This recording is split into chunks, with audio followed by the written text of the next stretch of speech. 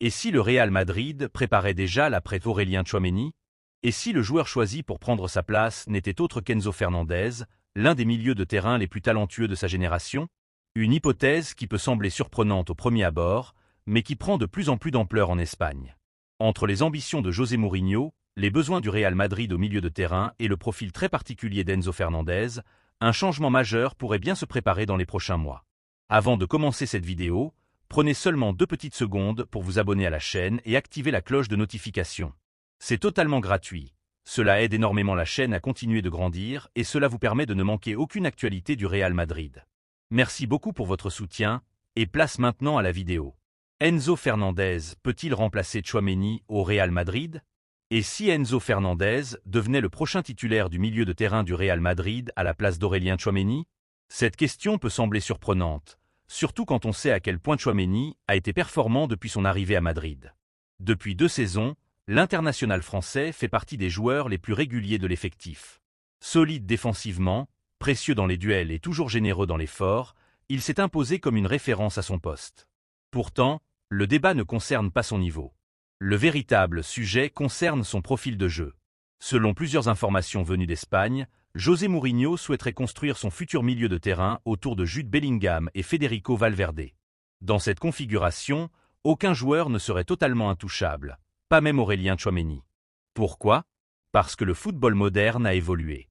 Aujourd'hui, les meilleurs milieux de terrain du monde ne reposent plus forcément sur un spécialiste uniquement défensif. Les grandes équipes recherchent désormais des joueurs capables d'apporter dans tous les domaines du jeu. Quand on regarde les meilleurs milieux de terrain européens, que ce soit ceux du PSG, du Bayern Munich ou encore les grandes équipes qui dominent actuellement, on remarque une chose, les joueurs sont de plus en plus complets. Ils savent défendre, créer, progresser balle au pied et participer à la construction du jeu. C'est là que le profil de Tchouaméni pose question. Défensivement, il est probablement l'un des meilleurs milieux de terrain du monde.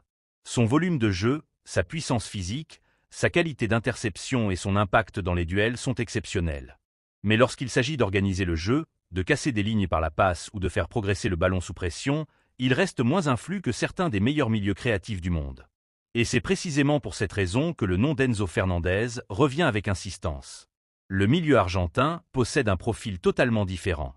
À Chelsea, il s'est imposé comme un joueur capable de dicter le rythme d'une rencontre. Sa qualité technique, sa vision du jeu et sa précision dans les passes font de lui un véritable organisateur. Enzo Fernandez n'est pas seulement un joueur créatif. Il est aussi capable d'assurer la première relance, de trouver des espaces que peu de joueurs voient et de faire progresser toute une équipe grâce à sa lecture du jeu.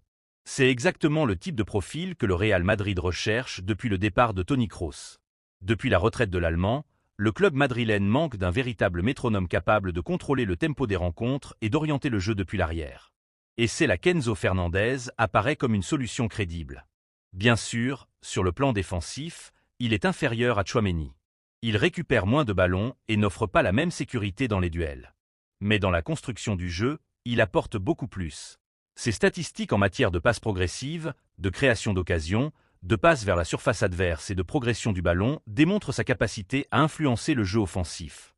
Dans une équipe composée de joueurs comme Jude Bellingham et Federico Valverde, l'arrivée d'un profil comme Enzo Fernandez pourrait apporter un équilibre différent. Bellingham apporte déjà énormément dans les 2 surfaces. Valverde offre une intensité exceptionnelle, des courses vers l'avant et une activité constante. Ce qui manque parfois à ce milieu de terrain, c'est un joueur capable d'organiser le jeu et de distribuer le ballon avec régularité. Enzo Fernandez pourrait remplir ce rôle. Cela ne signifie pas que Tchouaméni est devenu un mauvais joueur ou qu'il n'a plus sa place au Real Madrid. Au contraire. Le Français possède toujours le niveau pour évoluer dans l'un des plus grands clubs du monde. Mais le football est aussi une question de complémentarité. Aujourd'hui, avec la présence de Valverde et de Bellingham, certains observateurs estiment qu'un profil plus créatif pourrait être prioritaire pour l'équilibre global de l'équipe. Si le Real Madrid décide réellement de recruter Enzo Fernandez, la concurrence au milieu de terrain deviendra féroce. Et une question se posera forcément. Qui accompagnera Bellingham et Valverde dans le 11 titulaire? Pour certains, la réponse est déjà toute trouvée. Enzo Fernandez possède exactement les qualités qui manquent actuellement au milieu madrilène. Sa qualité technique, sa vision du jeu et sa capacité à diriger la construction pourraient faire de lui l'un des joueurs les plus importants du futur projet du Real Madrid. Reste désormais à savoir si le club madrilène passera réellement à l'action et si Enzo Fernandez deviendra celui qui prendra la place d'Aurélien Tchouaméni dans le futur milieu de terrain de José Mourinho. Dites-moi maintenant votre avis en commentaire. Pensez-vous qu'Enzo Fernandez serait un meilleur choix que Tchouaméni pour le futur du Real Madrid, ou au contraire le Français doit-il rester un titulaire indiscutable? Je suis curieux de lire vos réactions. Si cette vidéo vous a plu, n'oubliez pas de laisser un like et de vous abonner à la chaîne avec la cloche de notification.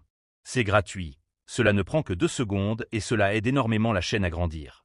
Merci à tous pour votre soutien, prenez soin de vous et à très bientôt pour une nouvelle vidéo.